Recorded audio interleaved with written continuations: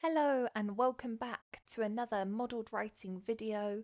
Today we are going to look at two task 1 questions, and if you've been here before then you know that we will see what the question is asking from us, generate ideas, come up with a plan. A plan is very important for those top high band scores. And then we will do the write up as if we were in the IELTS exam.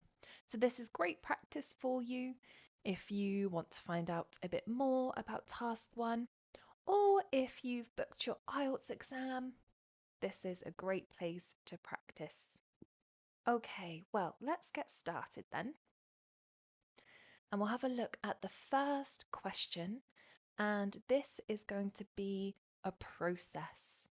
So you might get a process or a diagram, might be another word for it, in the exam, and you will have to describe that process. So we'll look at the question together. The diagram details the process of making leather products. Summarize the information by selecting and reporting the main features and make comparisons where relevant. Okay, so I think let's look at the question just to make sure we know what it's asking from us. What do we need to do? So it's detailing or describing the process of making leather products. Summarize the information by, now we're being told how to do this, by selecting and reporting the main features and make comparisons where relevant as well. So, where relevant is important. We don't need to make comparisons between all the parts of the process, just where it's particularly striking or interesting. Okay, I think it's time to bring in the diagram and we'll have a think of some ideas. Right, here we go. So we start off with the drying of the animal skin. Then it gets transported to a factory. And then we have some washing with water and lime soaking, flattening, another soaking. So maybe we can think about comparing the different types of soaking. That could be a good option. Another machine is used for polishing here, different from the flattening machine, another comparison. And then again, it gets transported to what I presume is another factory, but it's not been labelled.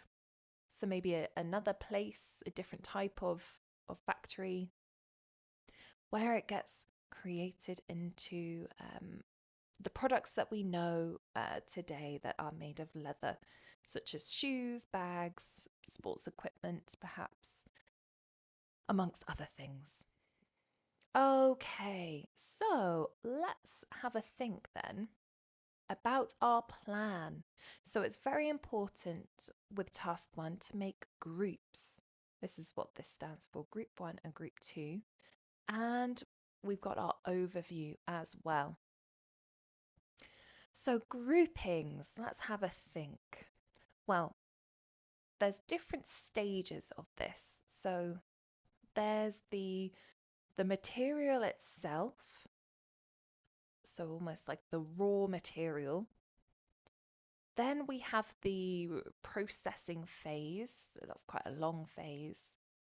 And then that ends with the production, the manufacturing side of things into the products that we know. So perhaps we can talk about the raw materials and how they are processed. In one, that's going to be quite a big one, but that's okay. More materials and processing. So where do we get to? Then we can talk about, we can link processing, so we can talk about the end of that and link it to the production phase. Production. processing to production. So what happens at the end. And you'll notice that these sections of the process don't have notes or don't have words underneath them. So actually we can create our own using the information provided. So we can sort of, for example, we were saying that, oh, this looks like a different type of factory, not the same one as before, but perhaps another one. Products are made into different types of materials. So yes, we need to sort of create our own labels for the end there, which we'll do in group 2. Okay, so let's have a think of the overview. How would we describe the general process of this? We could say there are three main processes here. Starting off with the raw materials, leading to processing in a factory, and then that culminates, which means ends, in producing goods like bags and shoes and things like that. So there are 3 quite distinct processes here. Okay, so let's now that we've got our plan, really important to do our plan, stay on track, make sure that we are we've got our groups there so we can refer back to it, because in the exam you want your mind can wander, and our plan helps us stay on task. Okay, so now we can go to our write-up. What is the first thing we need to do before anything else in a task 1? We need to paraphrase the question or the statement here. Okay, so what are we being shown? It's saying the diagram details the process of making leather products. Okay, so we need to put that in our own words. It's the diagram, the image describes, visually describes, maybe. There is some text though, so we can say the image describes the steps of making items. Oh, and we're always checking our spelling, really important for those top bands. The image describes the steps of making items from, another word for leather, maybe animal skins. There we go. We're not sure what type of animal, but that's okay. Okay, quite short. That's no problem. We just want to show that we can paraphrase. So let's now go into our overview, which we've noted down in the plan. So we can state that in general, we want to be quite broad. We don't want to use any specific language here. We just want to make almost like a sweeping statement. In general, there are 3, maybe distinct, that's a good word, unique, 3 distinct, and we've used steps, parts of this. We don't want to, what's another word to say, process of this,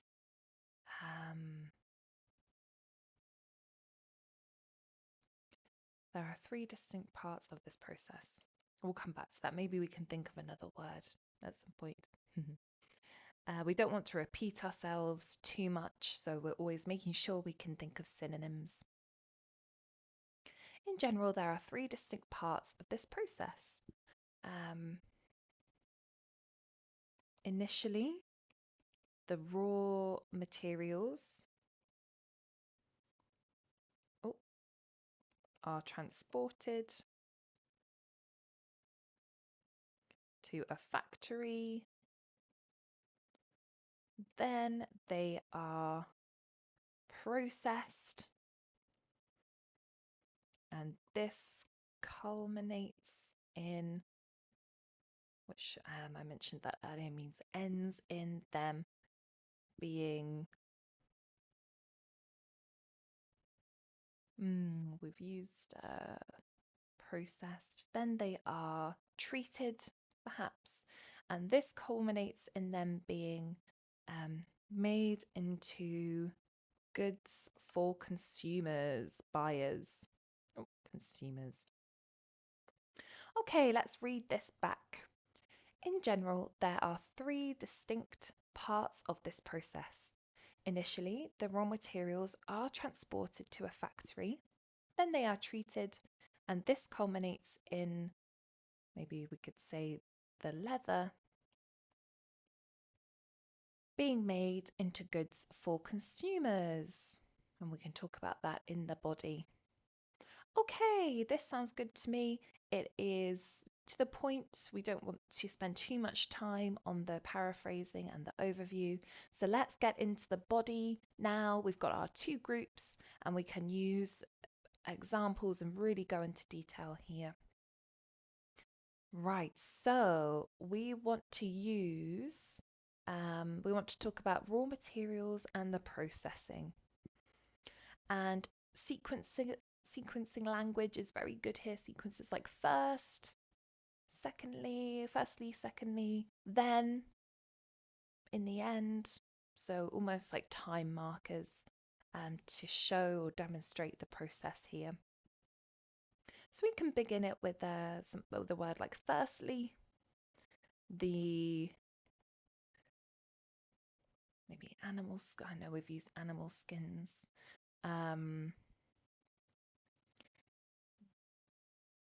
The animal parts, maybe. We might have a think about that. We don't want to use too many words from the image. We want to use our own as much as possible. So we could say are aired out and left to dry, perhaps, before being transported to a factory by truck. Okay, so we're describing the first step here. Right, so what happens when they are in the factory? So we could say once in the manufacturing building, perhaps. Once in the manufacturing building. The animal products, products are then washed with water and lime.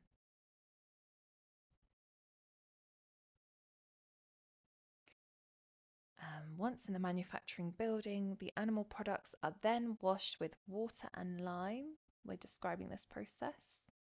And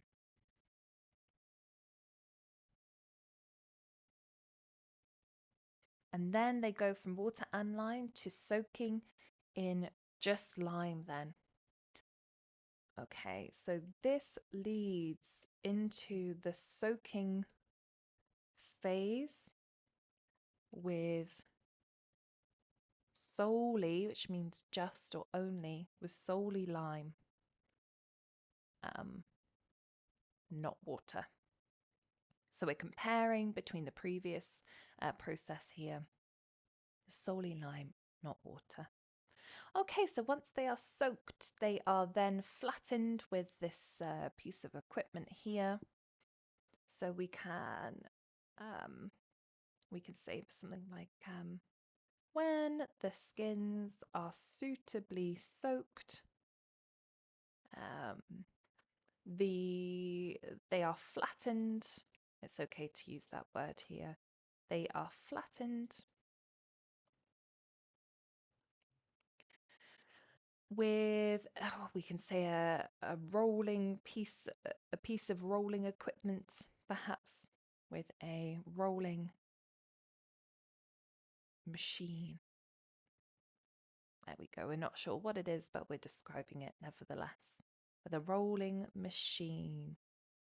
Okay, after this, they are soaked yet again. So the items are soaked yet again. And this time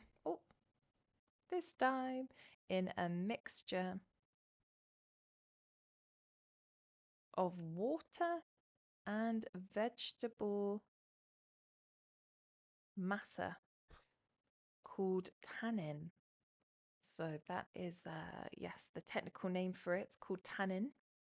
And then we can end it with this stage, production stage. Sorry, the processing of it ends with another piece of equipment to polish it.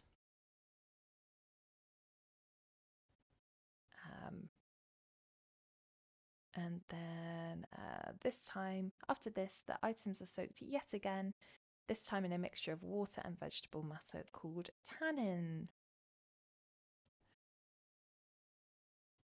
Once this stage is completed, the items are, I can't think of a synonym for polished, but the items are polished using another piece of, or another piece of equipment, maybe. Another piece of, equipment, we'll leave it there. Okay, so that describes the initial 2 stages. So firstly, we'll read it back. Firstly, the animal parts are aired out and left to dry before being transported to a factory by truck. Once in the manufacturing building, the animal products, I'm trying to use different words, that's okay, are then washed with water and lime. This leads into the soaking phase with solely lime, not water, comparing. When the skins are suitably soaked, they are flattened. Oh, we need to add using a rolling machine. So important to go back and reread. Using a rolling machine. After this, the items are soaked yet again, this time in a mixture of water and vegetable matter called tannin. Once the stage is completed, the items are polished using another piece of equipment. Okay, so we're comparing, we're picking the relevant information here. So now let's go to our next group, the final group, and link the processing with the production phase.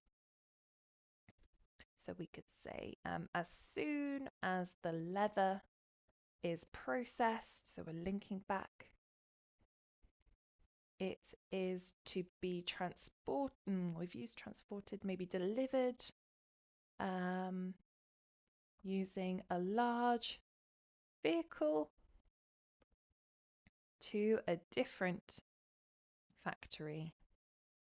So not the same one as before. We could even say that in the brackets actually, a different one than previously mentioned. We could say to a factory, a different one than previously mentioned. This is where, what happens at this factory? This is where leather gets maybe molded and shaped into items that we know today. This could include, we'll use some examples, this could include shoes,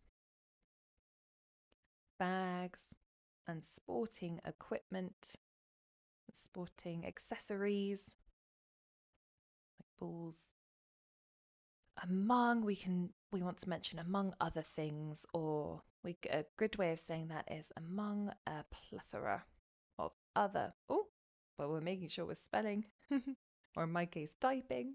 properly, of other items, products, goods have we used?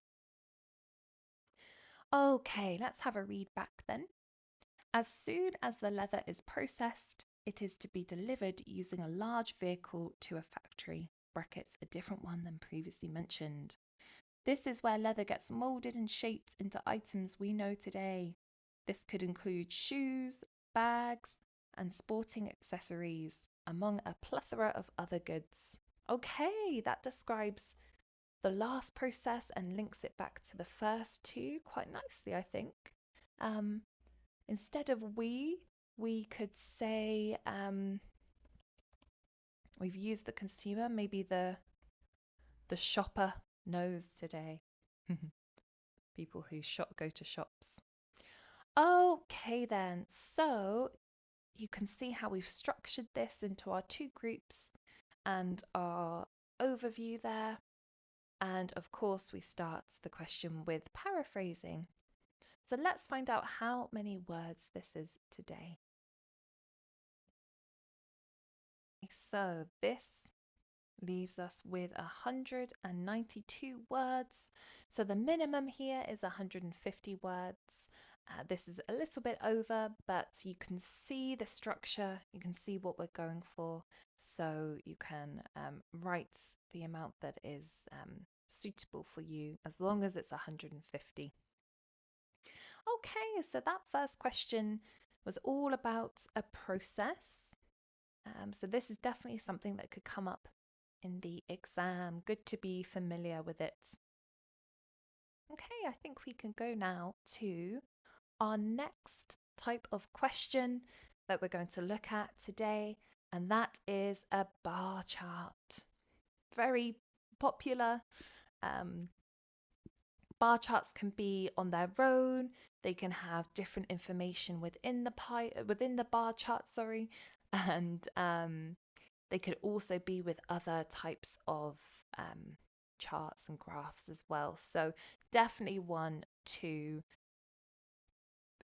gain confidence in and become familiar with. Okay, let's look at the question as always. The chart below gives information of women in Australia who gave birth to their first child in 1966, 1986, and 2006. Summarize the information by selecting and reporting the main features and make comparisons where relevant. Okay, let's have a think. So the chart below, so we have one chart, no plural there, gives information of women in Australia who gave birth to their first child in these 3 years. Summarize the information. We're being told how to by selecting and reporting the main features and make comparisons where relevant. Okay, so just like what we've been looking at, we want to pick the main features. We want to draw comparisons where it's relevant, not every time, but just where it's particularly interesting. And we want to feed back this information in our report. Okay, so let's bring in the data. Here we go. So then, I see we've got 1966, 1986, and 2006, and they're all in this one bar chart here. So there we go. Multiple different types. So we've got the time along the bottom here, and we've got the percentages as well. So this is what we are looking at. The bar chart represents the percentage of women giving birth to their first child. Okay, let's think about initial thoughts then. Oh, we've got 19 to 24 being the highest percentage in 1966. However, that does quite dramatically decrease and ends with a smaller percentage here in 2006.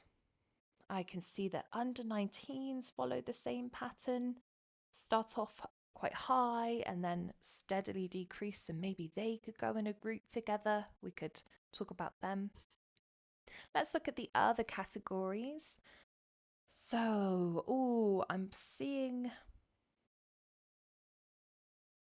similar trends with the 30 to 34 age range. That actually increases quite dramatically, significantly. And the 34 to 39 age range, that follows the same trend. So we can perhaps group those together as well. The other two, 25 to 30, they end 2006 with a higher percentage, but they don't follow the same trend as 30 to 34, for example, because they actually increase in 1986. So, but they do end higher than they were in 1966. So perhaps we can include them in the same category as 30 to 34. And which category have we? Oh, the over 40s here. So low throughout, low percentage. And however, they do increase. So maybe we could pair them or put them into the group number 2. But they don't follow the same trend because they actually drop in 1986. So we can talk about the differences there. Fantastic. Okay. Great. So we've thought about some of the ideas then. I think it's time we can write our plan. Okay then. So group number 1, we spoke about under 19s. And we spoke about 19 to 24.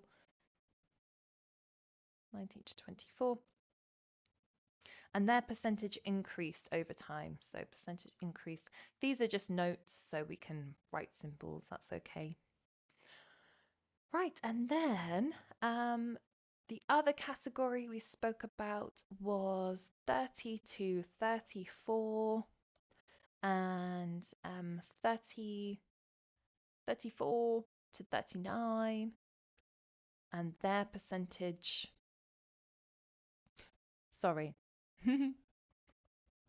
so important to check, recheck, not increased, decreased, there we go, because the 34 to 39 category increased, percentage increased. That brings up a good point. Always double check the data and the what you're seeing in front of you. Always triple checking. Okay, so their percentage increased. The other two groups, we can mention their increase here, but we can also perhaps mention that they didn't follow the same pattern as the other groups, so we can put that in as well. Maybe I'll put it in brackets to include over 40 and 25 to 30 briefly. Okay, so our overview then. In general, women under 24, because 25, women aged 25 are in the next category. So 24 and under decreased over the 3 timestamps over the years, whilst the other, let me write this down. So women under 24 decreased, and we'll elaborate a bit more, but these are just our notes. Decreased, while 25 and over, we can use a plus for our notes.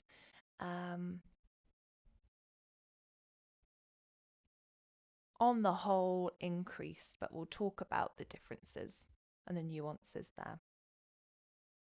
Okay, so we've examined the data, we've familiarized ourselves with it, so we've double checked the trends, really important. And so we can go to our write-up, I think. And this time we have a really helpful image here. So these are synonyms that you can use for different trends. So we've got different words for decreased on the left, stayed the same in the middle, increased. And then when you combine this with adverbs, you get a really nice description there. So really handy. We can look back at this when describing our bar charts, just to make sure we're not repeating ourselves too much, which is important. Okay then, so what do we need to do first? Of course, we need to paraphrase. So, what does it say in the question? The chart below gives information of women in Australia who gave birth to their first child in 1966, 1986, and 2006. Okay, let's paraphrase. The bar chart provided or displays data instead of information about females instead of women who went into labor, or maybe who, it's difficult to paraphrase, gave birth to their first child, who, maybe we can just say that, gave birth to, or gave birth for the first time. There we go. In 3 different time periods: 1966, 1986, and 2006. Okay, the bar chart displays data about females who gave birth for the first time in 3 different time periods: 1966, 1986, and 2006. Lovely. I think we can move on to the overview. So this is a sweeping statement, like we've said before. So we want to say something like in general, or perhaps on the whole. That's a good one. On the whole, the percentage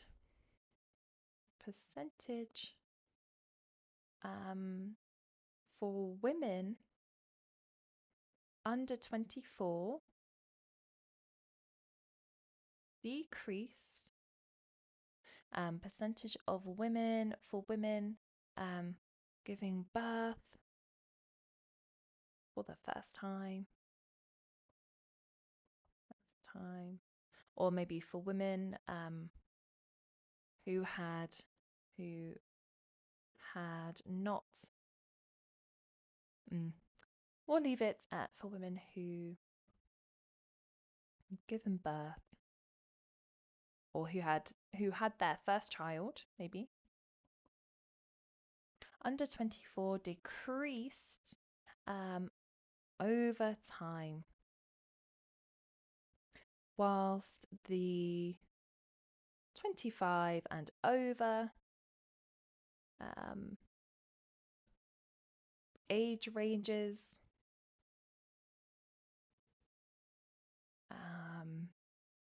generally increased.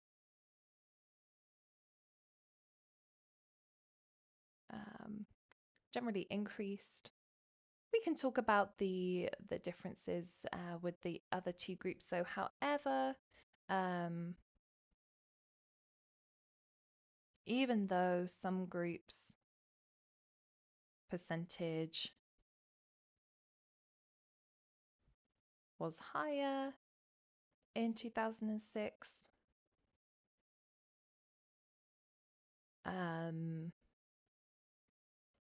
they didn't always follow the same trend, and then we'll go into more detail. Okay, let's have a reread of this then. On the whole, the percentage of the percentage for women who had their first child under 24 decreased over time, whilst the 25 and over age ranges generally increased. However, even though some groups' percentage was higher in 2006, they didn't always follow the same trend. Okay, so we can now go into our first group. That is the under 24 and under. So it is clear, this is a great way to open, that the younger groups under 19 and 19 to 24 follow the same trend. And let's describe that trend being the amount of women giving birth with no previous birth experience. Another way of saying for the first time, with no previous birth experience, falls over time. So we're using these words to talk about the different trends. Falls over time. Okay, let's dive into some figures now.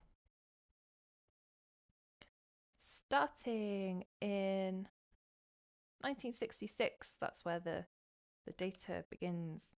34% of women in labour were younger than 19. Under 19, 34%. Okay. This steadily is a steady fall, decrease. So we're using our adverbs here. This steadily decreases and reaches around, let's have a look. Oh, I'd say 12%.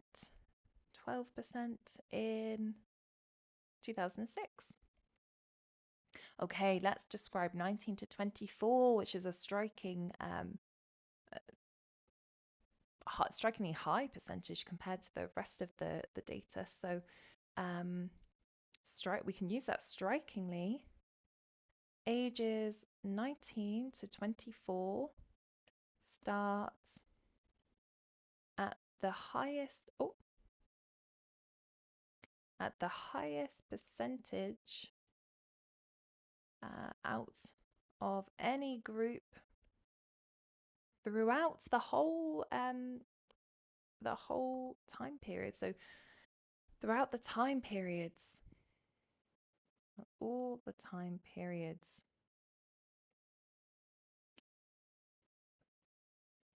In 1966, they made up, let's have a look, just maybe 62%. There we go.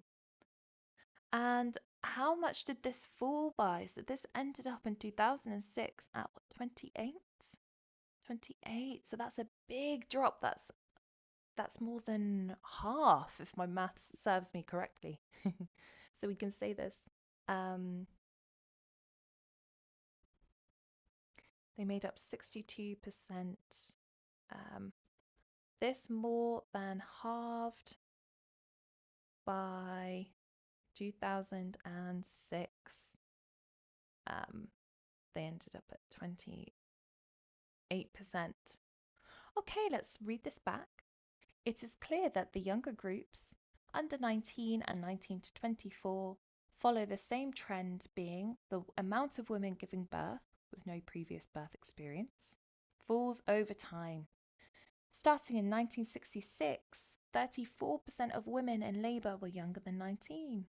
This steadily decreases and reaches around 12% in 2006. Strikingly, ages 19 to 24 start at the highest percentage out of any group throughout all the time periods. In 1966, they made up 62%. This more than halved by 2006. So we're just going to check our tense. This is all in the past, so we want that to reflect reflect that in our writing. Okay, I think that's good. We've used examples from the text. We've not compared everything, but a few different striking points there. Brilliant. Okay, time to talk about the second group, which is contains quite a few different age ranges. So we could say, however, the majority, so this is a different trend now, of groups saw an increase in the amount of women having their first child. Okay, let's dive in. What is a distinct rise? Oh, 30 to 34. That's quite dramatic. The 30 to 34 age range saw we can use those words, distinct rise. And they actually end up in 2006 being the highest percentage. Totaling, we can say that, totaling the highest percentage than other groups. We're comparing other groups in 2006. And how much are they? Oh, about 45%. There we go, lovely.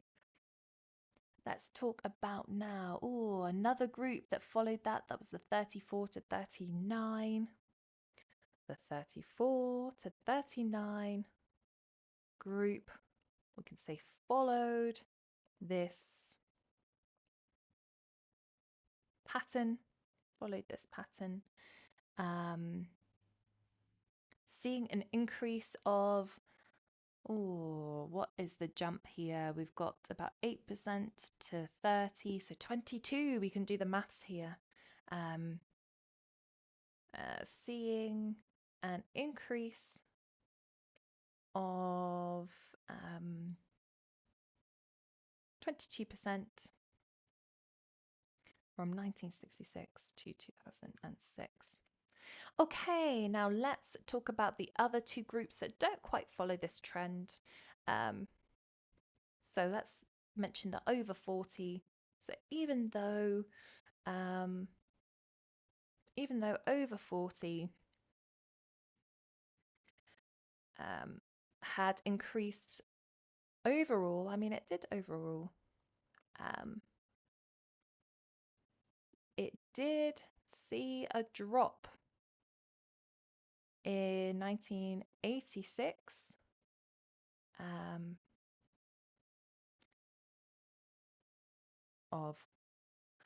From about, I'd say 3 to 2 maybe, so about of 1%. And we can talk about the 25 to 30 increasing as well. So likewise, 25 to 30 peaked in, or actually another group to not follow the trend is 25 to 30, which peaked in 1986. And we can put the number there, 50%. Okay, let's read this back. However, the majority of groups saw an increase in the amount of women having their first child.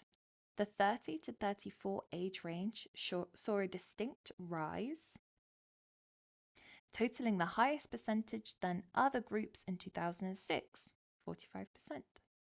The 34 to 39 group followed this pattern, seeing an increase of 22% from 1966 to 2006. Even though over 40 had increased overall, it did see a drop in 1986 of 1%. Another group to not follow the trend is 25 to 30, which peaked in 1986, 50%. Okay, we've really put in a lot of information here, so let's see how many words these are. Okay, so this brings us to a total of 225 words. So it is a little bit over the 150 word minimum, but you have no maximum. So you can, if you have the time, you can go into this 200 range here. So as you can see, we followed the same structure. We paraphrase, we do an overview, and then we have two clear groups. So as long as you follow this structure, that is really going to help with the top band marks.